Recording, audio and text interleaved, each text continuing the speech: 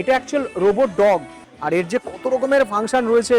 4 ঘন্টা 38 মিনিটে 1318 কিলোমিটার। আর চায়নার যে হাই স্পিড বুলেট ট্রেন চলে, সেই হাই স্পিড বুলেট ট্রেনের এটা হচ্ছে একটা। ও মানে ড্রাইভার লেস বুলেট ট্রেন কি চিনে চলে? Remote start. ও 349 কিলোমিটার প্রতি ঘন্টার স্পিড। 2800 টাকায় ড্রোন, তার সঙ্গে রয়েছে ক্যামেরা।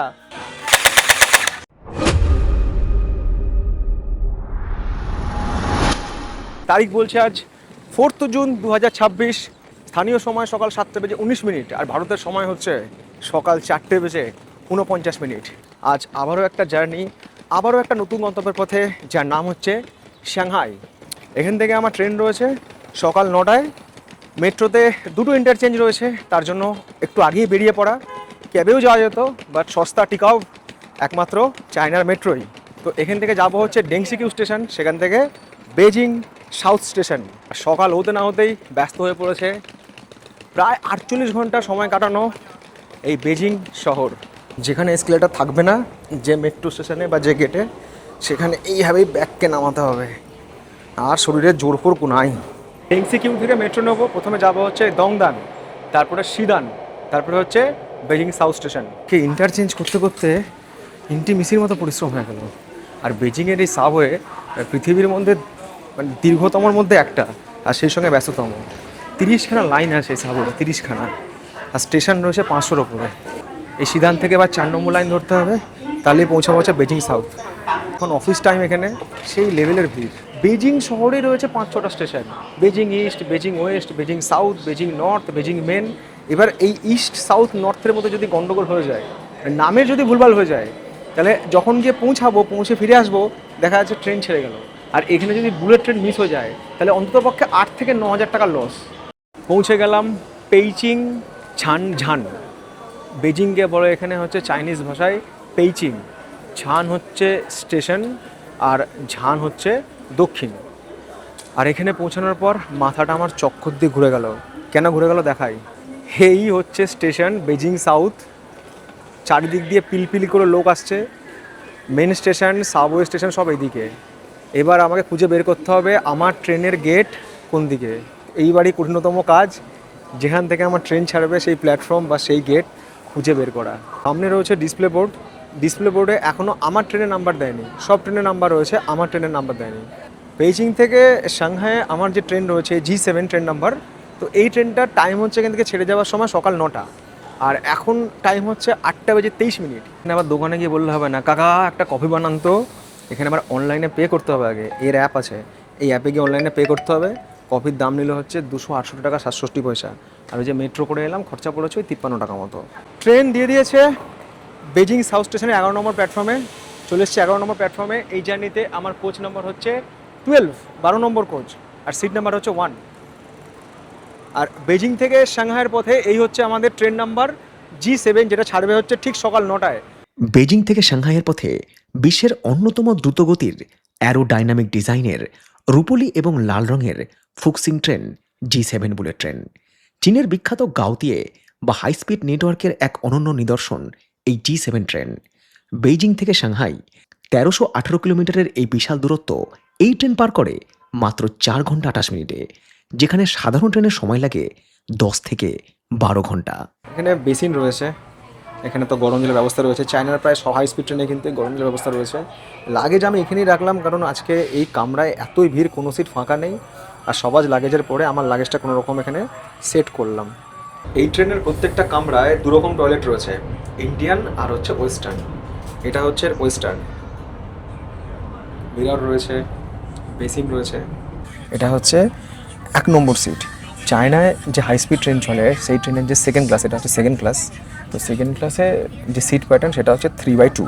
সামনে একটা এরকম ডেস্ক রয়েছে, যেখানে আপাতত কফিটাকে রেখেছি। পা রাখার জন্য লেগ স্পেস যথেষ্ট। 8:58, 2 মিনিট আগে গেট বন্ধ হয়ে গেল। এখানে একটা হুক মতো রয়েছে, এটা এক ছোটো ব্যাগটাকে ঝোলানোর জন্য। আর ইমার্জেন্সি সিচুয়েশানে ওরকম একটা হ্যামার রয়েছে, যেটা দিয়ে এই গ্লাস আর কি খোলার জন্য। আর হাত রাখার জন্য বা জিনিসপত্র রাখার জন্য এখানে কিন্তু অনেকটাই স্পেস রয়েছে, স্পেসিয়াস, যথেষ্ট স্পেসিয়াস। আর ট্রেনের ভেতরে টেম্পারেচার হচ্ছে এখন 24 ডিগ্রি। এই হচ্ছে বেজিং সাউথ স্টেশন। বেজিং থেকে সাংহাই এই 1300 কিলোমিটারের যাত্রাপথে আমাদের এই ট্রেন হল্ট রয়েছে মাত্র 3টে। আর যারা এই পর্যন্ত ভিডিও দেখে ফেলেছেন, ভিডিওতে কিন্তু অবশ্যই একটা লাইক করে দেবেন। আর যারা স্মার্ট টিভি থেকে ভিডিও দেখছেন তারা কিন্তু আপনাদের স্মার্টফোন থেকে একটা লাইক আর চাইনা সিরিজ কেমন লাগছে একটা কমেন্টস কিন্তু অবশ্যই করে দেবেন। এই ট্রেন জার্নি করতে খরচ কত? এই ট্রেনে 5 ধরনের ক্লাস রয়েছে। প্রথমত হচ্ছে স্ট্যান্ডিং ক্লাস। স্ট্যান্ডিং ক্লাসের টিকিট কাটলে সিট পেতেও পারো, না পেতেও পারো, তোমাকে দাঁড়িয়ে যেতে হতে পারে। তো স্ট্যান্ডিং ক্লাসের ভাড়া হচ্ছে অ্যাপ্রক্স 9346। স্ট্যান্ডিং ক্লাসের মতোই রয়েছে সেকেন্ড ক্লাস। সেকেন্ড ক্লাসের ভাড়া স্ট্যান্ডিং ক্লাসের ভাড়া অলমোস্ট সেম, ওই 9000 সামথিং। এবার হচ্ছে ফার্স্ট ক্লাস। ফার্স্ট ক্লাসের ভাড়া হচ্ছে 14000 এই বেজিং থেকে সাংহাই। তারপরে আসছে প্রিমিয়াম ফার্স্ট ক্লাস, যার ভাড়া হচ্ছে অলমোস্ট 21000 এই বেজিং থেকে সাংহাই। লাস্ট হচ্ছে বিজনেস ক্লাস, যার ভাড়া হচ্ছে প্রায় 33000। কিন্তু এখানে একটা টুইস্ট আছে, এখানে first class, premium first class, business class এইসব সিটেই ফাঁকা থাকে না, তাড়াতাড়ি এগুলোকে ফিল আপ হয়। সেকেন্ড ক্লাস লাস্টে ফিল আপ হয়। আর চায়না রেলের টিকিট কাটার জন্য বিভিন্ন থার্ড পার্টি অ্যাপ রয়েছে, বাট আমি সব টিকিট কেটেছি অফিসিয়াল অ্যাপ থেকে। সেখানে টিকিটে যা দাম সেটা লাগে, আর হচ্ছে ওই ট্রানজ্যাকশন চার্জ কার্ডের জন্য কিছু লাগে। ফরেক্স কার্ড ইউজ করলেও কিছু ট্রানজ্যাকশন চার্জেস লাগে। 347 কিলোমিটার প্রতি ঘন্টা এত স্পিডে ট্রেন চলছে। এই যে কফি রাখা আছে, কোনো কিচ্ছু ঝাঁকুনি নেই, একদম মনে হচ্ছে ফ্লাইট ট্রাভেল করছে just smooth. Europe, China, Japan এগুলো ট্রাভেল না করলে না, মানে এখানকার রেল ব্যবস্থা যে কতটা এগিয়ে আছে সেটা বোঝা যেত না। আমরা যারা রেল ফ্যান বা ট্রেনকে ভালোবাসি, তাদের কাছে এই ট্রেনগুলো হচ্ছে একটা ড্রিম ট্রেন। যে এত ফাস্টেস্ট ট্রেন, এত সুন্দর ট্রেন, এত আধুনিক ট্রেন। আমি যখন এই ভ্লগ শুরু করেছিলাম কি বলেছিলাম, যে আমাদের গল্প শুরু হচ্ছে লালগোলা প্যাসেঞ্জার দিয়ে, আর সেই সবে হচ্ছে সাংহাই ম্যাগলেভ। এরপরে তো ম্যাগলেভ ছাড়া বাকি আছে, তারপর আবারও গিয়ে লালগোলা প্যাসেঞ্জার। এই ট্রেনে ট্রাভেল করার কিছু বেসিক নিয়ম আছে। জলের বোতল যেন স্পিল প্রুফ হয়, মানে বোতল যেন লিকেজ টিকেজ না থাকে, জল টল যেন না গড়ায়, কারণ ট্রেন পছন্দ ওরা পরিষ্কার পরিচ্ছন্ন রাখে। তারপরে হচ্ছে please do not make noise, use headphone. অনেকে আছে না জুড়ে গান চালিয়ে দেয়, রিলস চালায়, বারণ করেছে। Avoid any inconvenience to other passenger while adjusting backrest. আমাদের ওখানে হয় না, হট করে সিটটাকে হেলিয়ে দিল, পেছনে হয়তো যাত্রীর ট্রেতে খাবার রাখা আছে বা ল্যাপটপ রাখা আছে, হুমড়ি খেয়ে পড়ে গেল, হট করে পিছনে নামিয়ে দিল, অ্যাডজাস্ট করবো না। এখানে বলেছে কিন্তু অ্যাডজাস্ট করতে হবে, যদি পেছনে যাত্রী যেন অসুবিধা না হয়, তুমি সিটকে এতটাই ব্যাকরেস্ট করো, কারণ এই সিটটা কিন্তু অনেকটাই পর্যন্ত ব্যাকরেস্ট হয়। এইখানকার যে নিয়মগুলো, এগুলো আমাদের ট্রেনেও কিন্তু দরকার, হয়তো আছে কিন্তু যাত্রীরা মানে না। চায়নার জনসংখ্যার সঙ্গে ভারতের জনসংখ্যার পার্থক্য হচ্ছে ওই মোটামুটি 6 থেকে 7 কোটি। ইন্ডিয়ার বোধহয় 147 কোটি, আর চায়নার এখন পর্যন্ত পপুলেশন মনে হয় 141 কোটি। মানে যদি জনসংখ্যার বিচারে এই চায়না ভারত হচ্ছে বিশ্বের মানে 35% জনসংখ্যা এই দুটো দেশেরই আছে, মানে বিশ্বে যার মোট পপুলেশন। ভারতের জনসংখ্যা প্রত্যেক বছর 1% করে বাড়ছে, 0.8 to 1% করে বাড়ছে। আর চায়নার জনসংখ্যা 2021 সালের পর থেকে 0.5, 0.8 এইভাবে আস্তে আস্তে কমে আসছে। মানে চায়নার জনসংখ্যা কমছে তাদের দেশের অনুপাতে, আর ভারতের জনসংখ্যা প্রত্যেক বছর বাড়ছে। আর ট্রেন এত ফাস্ট চলছে তো, আর মেঘগুলো দিক দিয়ে সরে সরে যাচ্ছে, বেশ সুন্দর লাগছে দেখতে। আমাদের ওখানে যেমন রেল লাইনের ধারে এরকম ধান ক্ষেত থাকে, মানে আরকম শাকসবজি চাষ টাস হয়, এখানেও ঠিক তাই সেম। আর ভিডিও দেখার মাঝেই না লাইক তো করবেন, আর মাঝে মধ্যে কমেন্টস করে বলবেন যে এরপর আপনারা আমার ভিডিওতে কোন দেশ দেখতে চান। কেন চায়নায় গুগল বা ইউটিউব কাজ করে না? কারণ চায়না নিজেরাই সব কিছু বানিয়ে নিয়েছে। মানে একটা সময় চায়না ছিল হচ্ছে কপি ক্যাট, সবার কপি করতো। আজকে চায়না নিজে সব কিছু আর কি টেকনিক বের করে নিয়েছে। ওদের এআই বলুন, ওদের ব্যাটারি গাড়ি বলুন, ওদের ম্যানুফ্যাকচারিং হাব সব কিছু ওদের কাছে আছে। সব থেকে কথা হচ্ছে শ্রমিক, মানে এদের যা লেবার আছে না, মানে বড় বড় কারখানা, ইন্ডাস্ট্রি, হাব সব কিছু এখানে আছে। দেখালাম এর আগে শেনজেন, ওয়ার্ল্ডের সবচেয়ে বড় ইলেকট্রনিক্স মার্কেট। চায়নাতে গুগলের পরিবর্তে ব্যবহৃত হচ্ছে বাইদু। আপনি যেমন গুগল, এদের এখানে বাইদু। ওখানে গুগল ড্রাইভ, এখানে হচ্ছে নেটফ্লিক্স। আমরা যেমন ইউটিউব ব্যবহার করি, এখানে হচ্ছে বিলিবিলি। আর আমরা যেমন হোয়াটসঅ্যাপ ইউজ করি, এদের হচ্ছে উইচ্যাট। আর আমরা ফোনপে বা পেটিএম বা গুগল পে ইউজ করি, এদের এখানে হচ্ছে আলিপে, না হলে হচ্ছে উইচ্যাট পে। মানে এরা পৃথিবীর মধ্যে আলাদা একটা পৃথিবী বানিয়ে নিয়েছে। এদের হচ্ছে আমরাই নতুন জিনিসে তৈরি করব, আমাদের দেশে সেগুলো ব্যবহার করবে। অ্যাপেলের ম্যানুফ্যাকচারিং হাব সব এই দেশে আছে, কিন্তু এখানকার লোক কিন্তু অ্যাপেলের ফোন অত ইউজ করেন না, করে কিন্তু অধিকাংশ লোক হচ্ছে শাওমি, হাউই, অনর এইসব ফোন ইউজ করে। মানে এদের লক্ষ্য হচ্ছে তুমি এই দেশের লোক, তুমি দেশীয় পদ্ধতিতে জিনিস ইউজ করো, কিন্তু আমাদের দেশে তৈরি জিনিস গোটা সারা বিশ্বের মানুষ ইউজ করবে।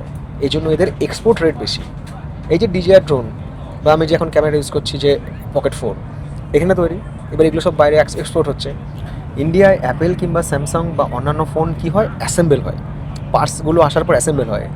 কিন্তু ইন্ডিয়ার কিন্তু নিজের কোনো ফোন এখন অবধি নেই। আমাদের ওখানে যেমন মানুষজন পড়াশোনা করে বিদেশে গিয়ে তারপরে বিদেশি চাকরি করে, এখানে তা নয়। এখানে যারা উচ্চশিক্ষার জন্য বিদেশ যায় বা বাইরে গিয়ে পড়াশোনা করে, তারা দেশে ফিরে আসে। দেশে ফিরে এসে নিজের মেধা দেশের উন্নতির কাজে লাগায়। আর সব থেকে বড় বিষয়, আপনারা হয়তো খেয়াল করেছেন, আমি কোনো ব্লগে বলেছি, এখানে প্রত্যেকটা মানুষ কাজ করে। রাস্তাঘাটে কোথাও এতগুলো ট্যুরিস্ট অ্যাট্রাকশন পয়েন্টে গেছি, সাইট সিন করেছি, আমি একটাও ভিগড়ি দেখিনি। কারণ এখানে প্রচুর কর্মসংস্থান, প্রচুর মানুষ এখানে কাজ করে। এদের এত ম্যানুফ্যাকচারিং হাব, এদের টেকনোলজি, এদের কর্পোরেট, আইটি, যা যা সেক্টর আছে সব জায়গায় প্রচুর লোক কাজ করে। এমনি কৃষিতেও এরা প্রচুর উন্নতি করেছে। সব পুরনো পদ্ধতি মানে বাদ দিয়ে এখন সব আধুনিক পদ্ধতিতে চাষবাস হয় এখানে। ওই জন্য খাবার দাবারের অভাব নেই। আমি যদি আরও দিন 10 এখানে থাকতাম না, তাহলে আরও কিছু দেখতে পেতাম। আমরা কোনো একটা মাল অর্ডার দিলে 3 দিন, 4 দিন, 5 দিন ওয়েট করতে হয়। এদের ডেলিভারি হয় 35 মিনিটে, 40 মিনিটে, 1 ঘন্টা, 1.5 ঘন্টা ডেলিভারি হয়ে যায়। কারণ এদের প্রত্যেকটা বড় বড় শহরে সব রকম হাব রয়েছে, আর এখানে প্রোডাকশান প্রচুর। আজকের দিনে দাঁড়িয়ে আমাদের পশ্চিমবঙ্গে হকার উচ্ছেদ হচ্ছে বলে কত ঝামেলা অশান্তি হচ্ছে, অথচ এখানে কোথাও রাস্তাঘাটে, বাস স্ট্যান্ড, রেল স্টেশনে কোথাও হকার দেখেছেন? কোথাও এখানে হকার নেই, এখানে সব দোকান। অ্যাকচুয়ালি এখানে মানুষের কাছে প্রচুর কাজ রয়েছে, আমাদের কোনো তো কাজ নেই না, কর্মসংস্থান নেই। বিশেষ করে আমাদের রাজ্যে মানুষ কী করবে? মানুষকে ওই প্ল্যাটফর্মে কাজ করতে হয়, প্ল্যাটফর্মে ব্যবসা করতে হচ্ছে, বাস স্ট্যান্ডে দোকান করতে হচ্ছে। আর এখানে এত পরিমাণে মানুষের কাছে কাজ রয়েছে না, এখানে ওই জন্য কোনো হকার নেই, রাস্তাঘাটে কেউ মাল বিক্রি করে না। তোমার যা কিনতে হবে দোকানে গিয়ে কেনো, সব দোকান। কোথাও কোনো জবরদখল নেই, কোথাও কাউকে উচ্ছেদ করতে হয় না। নলেজ বাড়াতে গেলে বস ট্রাভেল করতে হবে, পৃথিবীর এক প্রান্ত থেকে আরেক প্রান্তে ট্রাভেল করতে হবে যদি নলেজ গেইন করতে হয়। সারাদিন ওই ফেসবুক স্ক্রল করে, ইনস্টাগ্রাম স্ক্রল করে, রিলস দেখে নলেজ বাড়বে না। আর যাই হোক, বেজিং থেকে আমাদের প্রায় 1 ঘন্টা 17 মিনিট পথ চলা শেষ। সেই সাথে আমাদের ট্রেন প্রায় 406 কিলোমিটার পথ অতিক্রম করে নিয়ে পৌঁছে গিয়েছে তার যাত্রাপথের প্রথম স্টেশন, যার নাম হচ্ছে জিনানশি বা জিনান ওয়েস্ট। চীনের যে 23টা প্রভিন্স রয়েছে বা প্রদেশ রয়েছে, তার একটা হচ্ছে শানডং। সেই শানডং প্রদেশের খুব সুন্দর একটা শহর, তার নাম হচ্ছে জিনানশি। এইটা হচ্ছে G41, এটাও একটা হাই স্পিড ট্রেন। এই যে G41 ট্রেনটা ছেড়ে গেল, এ যাবে হচ্ছে ওয়েনচৌ সাউথ, G41। আর একটা ঢুকলো, এর পরপরই একটা ট্রেন আছে, ঢুকলো, এটা হচ্ছে G43। এই যে ট্রেনটা এলো G43, এও কিন্তু বেজিং থেকে ছেড়ে এসছে, এও কিন্তু সাংহাইয়ের পথেই যাবে। কিন্তু এ সাংহাই হয়ে চলে যাবে হচ্ছে হাংচৌ, যেখানে চীনের বিখ্যাত সুন্দর ওয়েস্ট লেক রয়েছে, সেটা হচ্ছে হাংচৌ। তো এই ট্রেনটা হাংচৌ যাবে। আমাদের ট্রেন আগে ছাড়বে, তারপরে ও ছাড়বে, ওর এর পরেও যাবে। 10টা 24 ছেড়ে দিল আমাদের ট্রেন। চায়নাতে যে এই হাই স্পিড ট্রেন চলছে বা বুলেট ট্রেন চলছে, তো এই ট্রেনের যে ট্র্যাক, সেটা কীরকম ট্র্যাক? এই ট্রেনের ট্র্যাক হচ্ছে স্ট্যান্ডার্ড গেজ। আমাদের ইন্ডিয়াতে ব্রড গেজ, এটা হচ্ছে স্ট্যান্ডার্ড গেজ। ওয়ার্ল্ডে যত জায়গায় এই হাই স্পিড বুলেট ট্রেন চলে, সব জায়গায় ট্র্যাক কিন্তু হচ্ছে স্ট্যান্ডার্ড গেজ। আমাদের ইন্ডিয়ান রেলওয়ে যে ব্রড গেজ ট্র্যাক, সেটা হচ্ছে 1.6 মিলিমিটারের কিছু বেশি। আর এটার যে ট্র্যাকের মাপ, সেটা হচ্ছে স্ট্যান্ডার্ড গেজের, সেটা হচ্ছে 1.4 মিলিমিটারের কিছু বেশি। আমাদের ট্রেনও যেমন 25,000 ভোল্টে চলে, এখানেও কিন্তু ওইচি বা ওভারহেড তাদের কিন্তু ভোল্টেজ হচ্ছে 25,000 ভোল্ট। আমাদের 2027 সালে যে মুম্বাই আহমেদাবাদ বুলেট ট্রেনের প্রজেক্ট কমপ্লিট হয়ে যাবে, যেটা চালু হবে 2027 সালে, মুম্বাই আহমেদাবাদ বুলেট ট্রেন, সেটাও কিন্তু হচ্ছে স্ট্যান্ডার্ড গেজ, ব্রড গেজ নয়। ব্রড গেজে আমাদের ট্রেন চলে, রাজধানী, দুরন্ত শতাব্দী বা আমাদের লালগোলা প্যাসেঞ্জার বা বর্ধমান লোকাল। চীন তো এত আধুনিক দেশ, চীনে এত ফাস্টেস্ট ট্রেনও চলে। তাহলে চীনে কি এমন কোনো ট্রেন চলে যেখানে ট্রেনে কোনো ড্রাইভারই থাকে না? মানে ড্রাইভার লেস বুলেট ট্রেন কি চীনে চলে? বেজিং থেকে একটা ট্রেন চলে, যেটা হচ্ছে চাংচিয়াকৌ বলে একটা জায়গায়, বেজিং থেকে চাংচিয়াকৌ। সেই যে ট্রেনটা চলে, এটা তো ফুক্সিং ট্রেন, ওটা হচ্ছে স্মার্ট ফুক্সিং ট্রেন। তো সেই ট্রেনে কিন্তু সব কিছু হচ্ছে কম্পিউটারাইজড। ফ্লাইটে যেমন অটো পাইলট থাকে, ট্রেনেও অটো পাইলট থাকে। তো ওই ট্রেনে একজনই ড্রাইভার থাকে, সে ট্রেনকে অটো পাইলট মোডে দিয়ে দেয়। ট্রেন চলে, ট্রেন থামে, যাত্রী ওঠে, যাত্রী নামে, সিগন্যালিং সব কিছু স্যাটেলাইট সিস্টেম বা অটো পাইলটে চলে। তো সেরকম ট্রেনে কিন্তু ড্রাইভারলেস বুলেট ট্রেন কিন্তু চীনে চলে, এবং আগামী দিনে হয়তো বেশিরভাগ রুটেই এই driverless high speed bullet train 350 kilometre প্রতি ঘন্টার ট্রেন কিন্তু চলবে। এবার প্রশ্ন থাকলো আপনাদের জন্য, আপনারা যারা আমার নিয়মিত দর্শক, সুইজারল্যান্ডের ট্রেন ব্লগ, ট্রেন জার্নি দেখেছেন, জাপান দেখেছেন, বা এখন চায়না দেখছেন, কোন দেশের ট্রেন আপনাদের বেশি ভালো লেগেছে সেটা কিন্তু অবশ্যই কমেন্টস করে জানাবেন যে কোন দেশের ট্রেন আপনাদেরকে বেশি ইমপ্রেস করেছে। আমাদের ইন্ডিয়াতে মেক ইন ইন্ডিয়া যেমন বন্দে ভারত, ট্রেনের নাম হচ্ছে বন্দে ভারত, সম্পূর্ণ দেশীয় প্রযুক্তি তৈরি, তেমনি চীনের এই বুলেট ট্রেন যেটা এদের সম্পূর্ণ দেশীয় পদ্ধতি তৈরি, তার নাম হচ্ছে ফুক্সিং। 2017 সালে চায়না যখন প্রথম তাদের অত্যাধুনিক বুলেট ট্রেন লঞ্চ করে, তখন সেই ট্রেনের নাম দিয়েছিল হচ্ছে ফুক্সিং। ফুক্সিং হাও, ফুক্সিং মানে হচ্ছে নবজাগরণ। তার আগে যে ট্রেন চলতো তার নাম ছিল হচ্ছে হেক্সি, হেক্সি তারপরে হচ্ছে ফুক্সি। চীনের ট্রেনের নাম হচ্ছে ফুক্সিং, ভারতের ট্রেনের নাম হচ্ছে বন্দে ভারত, আর জাপানের ট্রেনের নাম হচ্ছে শিনকানসেন।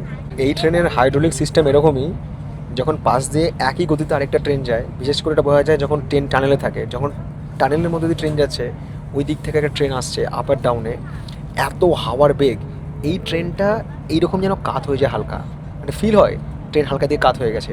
ওই ট্রেনটারও তাই হয়, মানে 350, 700 কিলোমিটার বেগে হাওয়ার বেগ, দুটো ট্রেন একটা আরেকটার সঙ্গে যখন ক্রসিং করে, হয়তো সেই ক্রসিংটা 3 থেকে 4 সেকেন্ড স্থায়ী হয়, তার মধ্যে ট্রেন হালকা যেন কাত মেরে দেয়, দিকে বোঝা যায় যে পাশ দিয়ে কিছু একটা যাচ্ছে। টেকনোলজি আলাদাই, আলাদাই সাসপেনশন সিস্টেম। এই যাত্রাপথে আমাদের ট্রেন ছুঁয়ে ফেলেছে 349 কিলোমিটার প্রতি ঘন্টার স্পিড। আমাদের পরবর্তী স্টেশন নানসিং খুব কাছেই চলে এসছে। এই নানসিং ঢোকার আগে একটা নদী আসবে, তার নাম হচ্ছে ইয়াংসি নদী। এই নদী সম্পর্কে একটা কথা বলে রাখি, ইয়াংসি হচ্ছে এশিয়ার সবচাইতে দীর্ঘতম নদী। ওয়ার্ল্ডের সবচাইতে দীর্ঘতম নদী বলা যায় সেটা হচ্ছে অ্যামাজন, সেকেন্ড নীল নদ, আর থার্ড হচ্ছে ইয়াংসি নদী। দৈর্ঘ্য ওই 6400 কিলোমিটার মতো, যেটা উৎপন্ন হচ্ছে তিব্বতের পামির মালভূমি থেকে, আর যেটা গিয়ে পরে হচ্ছে পূর্ব চীন সাগরে। বিরাট নদীর অববাহিকা। এই ইয়াংসি নদী পার করলো, এরপরেই ট্রেন ঢুকবে হচ্ছে নানজিং স্টেশনে, নানজিং সাউথ। সময় বেলা 12:18। বেইজিং থেকে আমাদের 3 ঘন্টা 18 মিনিট পথ চলা শেষ। মোটামুটি ওই 1023 কিলোমিটার আমাদের ট্রেন এসে পৌঁছালো। তার যাত্রাপথের দ্বিতীয় স্টেশন এটা হচ্ছে নানজিং। বেইজিং যেমন হচ্ছে চীনের উত্তরের রাজধানী, তো বলা হয় এই নানজিং হচ্ছে চীনের দক্ষিণের রাজধানী।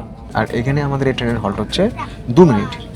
এটা হচ্ছে 4 নম্বর প্ল্যাটফর্ম, যেখানে এসে পৌঁছালো আমাদের G7 ট্রেন। ওয়ার্ল্ড হিস্ট্রি পড়ার সময় যখন সেকেন্ড ওয়ার্ল্ড ওয়ার, দ্বিতীয় বিশ্বযুদ্ধের কথা পড়েছিলাম, তখন একটা জিনিস পড়েছিলাম মনে আছে, নানজিং ম্যাসাকার। তো নানজিং ম্যাসাকার কি, 1937-এ দ্বিতীয় বিশ্বযুদ্ধের সময় জাপানের সৈন্যবাহিনী এই নানসিংকে দখল করেছিল, এবং নানসিং দখল করার পরে এই শহরের 3 লক্ষ মানুষকে হত্যা করেছিল। তো সেই 3 লক্ষ মানুষকে হত্যা করার যে ঘটনা, সেটা ইতিহাসে প্রসিদ্ধ হয়ে আছে নানজিং ম্যাসাকার হিসাবে। তো এই হচ্ছে সেই নানজিং শহর, যেটা পরে হচ্ছে চীনের চিয়াংসু প্রদেশে। আর চীনের যে 4টে পুরনো রাজধানী ছিল, চীনে তো প্রায় 2200 বছরের রাজবংশ, মানে রাজারা শাসন করেছে। তো এই 2200 বছরের চীনের যে 4টে পুরনো শহর যেগুলো কখনো রাজধানী ছিল, তার মধ্যে নানজিংও একটা। আর সেই 4টে পুরনো রাজধানী কী কী, একটা হচ্ছে বেজিং, যেটা আমরা দেখে নিয়েছি, একটা হচ্ছে নানজিং যেখানে আমরা দাঁড়িয়ে আছি, আর একটা আমরা দেখেছি তার নাম হচ্ছে শিয়ান, আর একটা আছে Luo young. Luo young, Xiang, Nanjing, Beijing, এই 4টে হচ্ছে চীনের প্রাচীন রাজধানী, বা বলা হয় মহাপ্রাচীন রাজধানী, যেখানে কোনো না কোনো রাজবংশ দীর্ঘদিন ধরে রাজত্ব করেছে। চীনের একটা বিখ্যাত রাজবংশ আছে, মিন রাজবংশ। সেই মিন রাজবংশের প্রতিষ্ঠাতা জিও ওলিং মিন, তার সমাধি আছে নানজিংয়ে। এটা হচ্ছে UNESCO world heritage site. Beijing থেকে আমাদের 1291 কিলোমিটার পথ চলা শেষ। আমাদের ট্রেন এবার ঢুকছে তার যাত্রাপথের সাংহাইয়ের আগে আরও একটা স্টেশন, তার নাম হচ্ছে সুঝৌ। এটাও কিন্তু খুব সুন্দর একটা জায়গা, সাংহাই থেকে আসা যায় এখানে। তো আমি যদি সময় পাই আগামীকাল, তাহলে সুঝৌ দেখতে আসবো। এখান থেকে সাংহাই আর মোটামুটি 8 ঘন্টা মতো লাগবে আমাদের এই ট্রেনে। আর এই সুঝৌ নর্থ স্টেশনেও কিন্তু আমাদের এই ট্রেনের হল্ট রয়েছে মাত্র 2 মিনিট। এই হুয়াংপু নদীকে দেখে মনে হচ্ছে খুব বড় নদী, আসলে এটা বড় নদী নয়, এটা খুব ছোট নদী। এর দৈর্ঘ্য হচ্ছে ওই 114 কিলোমিটার মতো। আর একটু আগে যে পার করলাম ইয়াংসি নদী নানজানের আগে, তো ইয়াংসি নদীর একটা শাখা হচ্ছে এই হুয়াংপু নদী। আর এই হুয়াংপু নদী সাংহাই শহরকে দুভাগে ভাগ করেছে। একদিকে রয়েছে পুডং, আরেকদিকে রয়েছে দ্য বুন্ড বা দ্য বান্ড। পুডং হচ্ছে পুরনো দিনের শহর, আর দ্য বুন্ড বা দ্য বান্ড হচ্ছে আধুনিক শহর। আমাদের ট্রেন প্রায় পৌঁছে গিয়েছে সাংহাই শহরের উপকণ্ঠে। সাংহাইতে মোট 4টে স্টেশন রয়েছে, Shanghai, Shanghai south, Shanghai west, আর হচ্ছে সাংহাই হংকিয়াও। আমাদের ট্রেন যেখানে ঢুকবে তার নাম হচ্ছে সাংহাই হংকিয়াও। আরেকটা স্টেশনে তৈরি হচ্ছে সাংহাই ইস্ট, আর এটাও সাংহাই হংকিয়াওর মতো বিরাট বড় স্টেশন হবে, সাংহাই ইস্ট। বিরাট বড় স্টেশন এই সাংহাই, উপর দিয়ে যাচ্ছে flight. slightly different channel. Train পৌঁছানোর পর যে একটু দেরি করে নামবো তার উপায় নেই। ট্রেন পৌঁছাবে, কামরার স্টাফরা এসে ফটফট করে সিটগুলো ঘুরিয়ে দেবে, বাইরে লোক ওয়েট করবে, আবারও লোক উঠবে। এই ট্রেন নিয়ে ফিরে যাবে বেজিংয়ের দিকে। বেজিং থেকে 4 ঘন্টা 38 মিনিটে 1318 কিলোমিটার পথ চলে আমাদের ট্রেন পৌঁছে গেল সাংহাই নর্থ স্টেশনে। বাট বিস্ময় এখনও কাটছে না যে 4 ঘন্টা 38 মিনিটে 1318 কিলোমিটার। Just hats off. এটা হচ্ছে সাংহাই নর্থ বা সাংহাই হংকিয়াও। এখান থেকে আমাকে ট্রান্সফার হতে হবে সাংহাই সিটিতে। আর ট্রান্সফার হওয়ার জন্য দুটো অপশান রয়েছে, ডিডি ক্যাব না হলে মেট্রো। চায়নায় এসে আর একটাই ট্রেনে ট্রাভেল করা আমার বাকি থাকলো, সেটা হচ্ছে সাংহাই ম্যাগলেভ। বাকি বুলেট ট্রেনের জার্নি এখানেই শেষ। এরপর সাংহাই ম্যাগলেভ জার্নি করতে পারলেই আমার চায়না ট্রিপ সার্থক, যেটা আপনারা দেখবেন পরবর্তী বা তার পরবর্তী পর্বে। আপাতত স্টেশন থেকে বেরিয়ে রওনা দেবো হচ্ছে আমার হোটেলের উদ্দেশ্যে। আর সময় বলছে এখন 1:39। একদম পারফেক্ট টাইমে এসেছি, কারণ এখানে কিন্তু অধিকাংশ শহরে হোটেলের চেক ইন টাইম হচ্ছে বেলা 2টো। বেজিং শহরে যখন আমি মেট্রো অ্যাক্সেস করছিলাম বা সাবওয়ে অ্যাক্সেস করছিলাম, তখন অ্যাপ থেকে একটা কার্ড ইস্যু করে দিয়েছিল। সেই কার্ড কিন্তু আবার সাংহাই এসে কাজ করবে না, এটা যেহেতু আলাদা শহর। তো এখানে আবারও একটা ওই অ্যাপ থেকে কার্ড ইস্যু করতে হবে। কার্ড ইস্যু করার পরে তখন এটা আবার এখানে এসে কাজ করবে। আমি এখানে খানিকক্ষণ দাঁড়িয়ে কার্ডটা ইস্যু করে নিলাম, ব্যাস। বেলা 2:33 পৌঁছে গেছি গন্তব্য স্টেশন নানজিং ইস্ট রোড। এখানে পৌঁছানোর পর একটা সমস্যা হচ্ছে গেট খোঁজা। অনেকগুলো গেট তো একটা স্টেশনের, 1 2 3 4। তো আমাকে এখানে খুঁজতে হবে হচ্ছে এক্সিট 4। চারিদিক দিয়ে পিল করে লোক বেরোচ্ছে, এদিক দিয়ে লোক বেরাচ্ছে, ওদিক দিয়ে লোক বেরাচ্ছে। আর ওই লাস্টে হচ্ছে 4 নম্বর। চায়নাতে না হোটেলের নাম দিয়ে কিছু সার্চ করা উচিত না, কারণ হচ্ছে এখানে একটা বিল্ডিংয়ে 5টা হোটেল থাকতে পারে। এবার যখনই হোটেলের নাম দেবো সেটা জীবনে দেখাবে না। ওই জন্য ওই হোটেলের যে অ্যাকচুয়াল অ্যাড্রেস, কত নম্বর বিল্ডিং, কত নম্বর ফ্লোর, এইটা দিতে হবে, বা রোড নাম্বারটা কত আছে। তখন আবার বাইদু ম্যাপ বা অ্যাপেল ম্যাপে সেটা দেখাবে। ম্যাপ বলছে মেট্রো থেকে বেরিয়ে আমার হোটেল হচ্ছে 100 মিটারের মধ্যে। এখানে এত বিল্ডিং রয়েছে না, একটা বিল্ডিংয়ে শপিং সেন্টার, মানুষের থাকার ফ্ল্যাট, অফিস, রেস্টুরেন্ট, একাধিক হোটেল সব থাকতে পারে। এবার সেই জিনিসটা খুঁজে বের করতে হবে। এটা একটু ডিফিকাল্টির কারণ হচ্ছে যে এখানে কিন্তু ল্যাঙ্গুয়েজগুলো সব আলাদা আলাদা ল্যাঙ্গুয়েজ। ম্যাপ বলছে এটাই হোটেল। আমি যখন এসেছি এখানে দাঁড়িয়ে আছি, চারিদিকে রুম, কোথায় রিসেপশন। এবার ফোন করছে ওই নাম্বারে, ওরা শুধু বলছে নি হাও।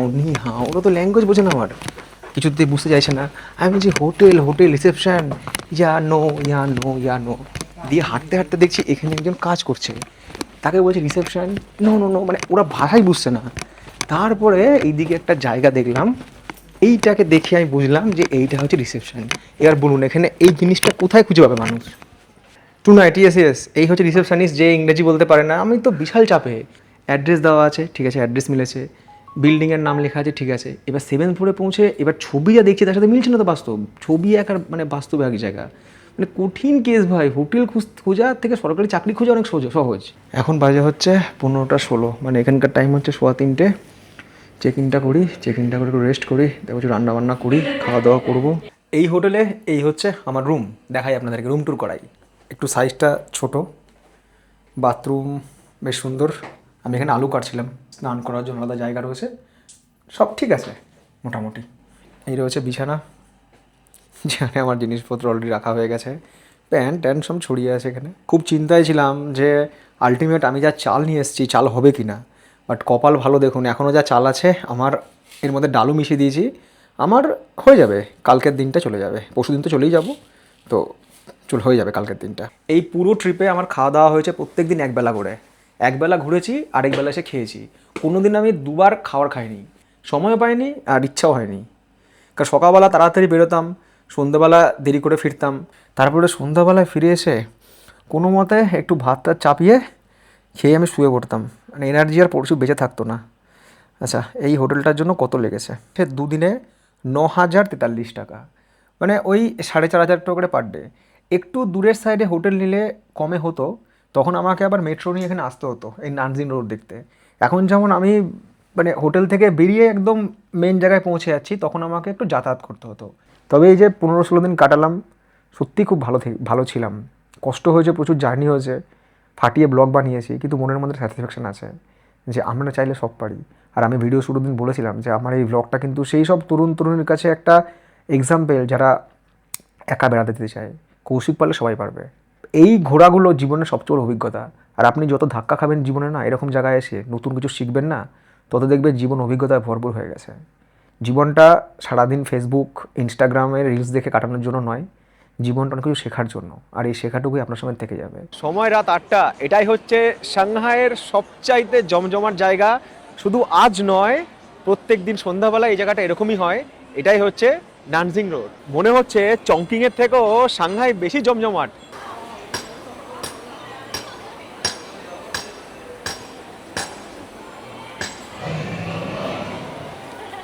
সেই পাবলিক ক্রাউড, মনে হচ্ছে নবমীর রাত। বেইজিং মিস হলো মিস হয়ে যাক, কিন্তু সাংহাই যেন কখনো মিস না হয় ট্রাভেল আইটিনারি থেকে। এখানে বিকাল 6টা থেকে মোটামুটি এরকম ভিড় শুরু হয়ে যায়, রাত 10টা পর্যন্ত দোকানপাট খোলা থাকে। একদম জমজমাট জায়গা। জমজমাট হওয়াটাই স্বাভাবিক, কারণ এটাই তো চায়নার সব থেকে বড় মেগা সিটি। চংকিং, বেজিং বা অন্যান্য যা শহর আছে, সাংহাই হচ্ছে নাম্বার 1। এই নানজিং রোডও কিন্তু হচ্ছে সাংহাইয়ের পেডেস্ট্রিয়ান স্ট্রিট, অর্থাৎ এখানে কিন্তু কোনো গাড়ি ঘোড়া চলাচল করে না। এখানে রয়েছে সমস্ত বড় বড় ব্র্যান্ড, মানে নামি দামি সমস্ত ব্র্যান্ডের দোকান।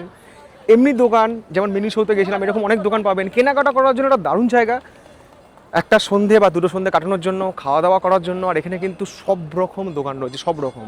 কাজেই চায়না প্ল্যান করলে শেষ দিন সাংহাইতে রাখতে হবে, কেনাকাটা এখান থেকে করতে হবে। আর এখানে অনেক দোকান আছে যেগুলো হচ্ছে ট্যাক্স ফ্রি, এখান থেকে কিন্তু আপনারা কেনাকাটা অবশ্যই করতে পারবেন। তবে আমার পরামর্শ, সাংহাইতে কিন্তু সবসময় এই নানজিং রোডের কাছে থাকার চেষ্টা করুন, তাহলে কিন্তু পায়ে হেঁটে এখানকার মোটামুটি যে সমস্ত জায়গাগুলো আছে সব কিছু কিন্তু কভার হয়ে যাবে। যেমন আমরা দার্জিলিং গেলে সবসময় ম্যাল রোডে থাকার চেষ্টা করি, কিংবা গ্যাংটক গেলে এমজি রোডের কাছে থাকার চেষ্টা করি। তো এটাও কিন্তু হচ্ছে সেরকম একটা প্রাণবন্ত রাস্তা, যেটা প্রত্যেক দিন সন্ধ্যা 6টার পর থেকে কিন্তু এরকম প্রাণ ফিরে পায়। আর শহরে যে যেখানে থাকে সব এখানে এসে জমা হয়, যারা একটা ছুটি দিন বা একটা সন্ধ্যা এনজয় করছে। জনসংখ্যার দিক থেকে কিন্তু সাংহাই চীনের অন্যতম বড় একটা মেগা সিটি, কারণ চীনের মোট জনসংখ্যার 40% মানুষ কিন্তু এই সাংহাইতেই বসবাস করে। বেজিংয়ের মতো সাংহাইতেও কিন্তু দু ধরনের মানুষ বসবাস করে, যারা এখানকার স্থায়ী বাসিন্দা এবং যারা হচ্ছে শহর কিংবা শহরতলির আশেপাশের বাসিন্দা। এত জনসংখ্যার একটা শহর, এই রাস্তায় এত মানুষের ফুটফল, কিন্তু কোথাও একটা কাগজের টুকরোও কিন্তু পড়ে নেই। ততটাই পরিষ্কার পরিচ্ছন্ন, শুধু দু একটা কোথাও গাছের পাতা পড়ে আছে ব্যাস, কোথাও কিন্তু কোনো নোংরা আবর্জনা কিচ্ছু পড়ে নেই। আর দেরি না করে চড়ে পড়লাম ট্রেনে। এই ট্রেনে চড়ার ইচ্ছাটাকে আমি কিছুতেই থামিয়ে রাখতে পারছিলাম না। এখানে এক সাইডের জন্য টিকিট হচ্ছে 10 চাইনিজ ওয়ান, ক্যাশেও দেওয়া যায়, অনলাইনেও দেওয়া যায়। আর সবচাইতে ভালো লাগছে হাওয়াটা। নদী তো ওই দিকটায়, হুয়াংপুর নদী ওই দিক থেকে, নদীর দিক থেকে হাওয়া আসছে, দারুণ লাগছে। এইটা হচ্ছে এদিককার স্ট্রিট ফুড। এই পুরো রাস্তাটা হচ্ছে স্ট্রিট ফুডের রাস্তা।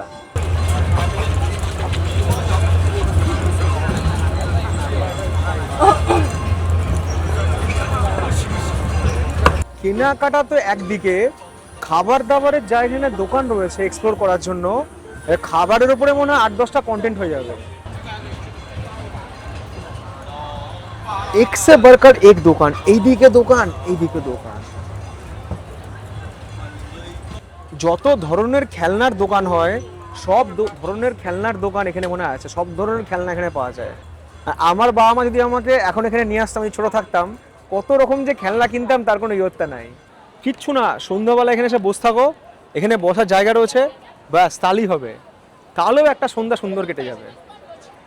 আর মনুমেন্ট অফ পিপল স্কোয়ার, সেটা ওইদিকে আছে। কত লোক যে ওইদিকে গিয়েছিল, এই রাস্তা পার হওয়ার ভিড় দিকে বোঝা যায় যে কত লোক এখানে বান দেখতে গিয়েছিল। এই সাংহাইতে একদিকে রয়েছে স্যামসাং, একদিকে রয়েছে অ্যাপেলের আউটলেট। চায়নায় কত দাম অ্যাপেল আইফোন 17-এর, সেটার দাম ইন্ডিয়ার থেকে কম না বেশি? আসুন আজ দেখি। এই হচ্ছে 17 প্রো, আর এইদিকে হচ্ছে প্রো ম্যাক্স।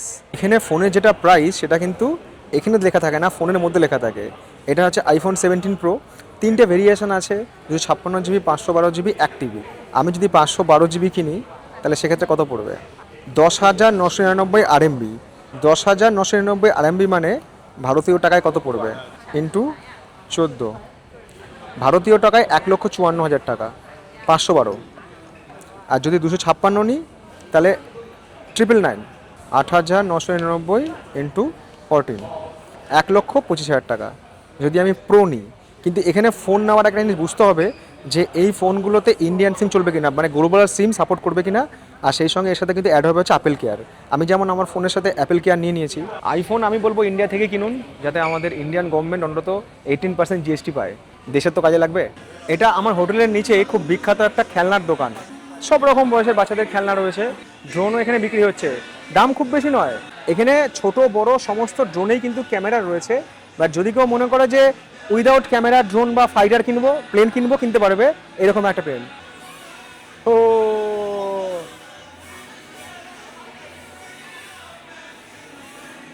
সেই জিনিস তো 20 মিনিট এটা ফ্লাই করা যাবে, 20 মিনিট। এছাড়াও এখানে এই রোবটগুলোও আছে। এগুলোর দাম মোটামুটি ওই 2800 টাকার কাছাকাছি হবে, 2800 টাকা এরকম হবে। সেনজেন যেতে না পারলেও যদি খেলনা কেনার শখ থাকে, সুন্দর সুন্দর বা অনেক রকম গেজেট কেনার শখ থাকে, সেটা কিন্তু সাংহাই এসে পূর্ণ হয়ে যাবে। 2800 টাকায় ড্রোন, তার সঙ্গে রয়েছে ক্যামেরা।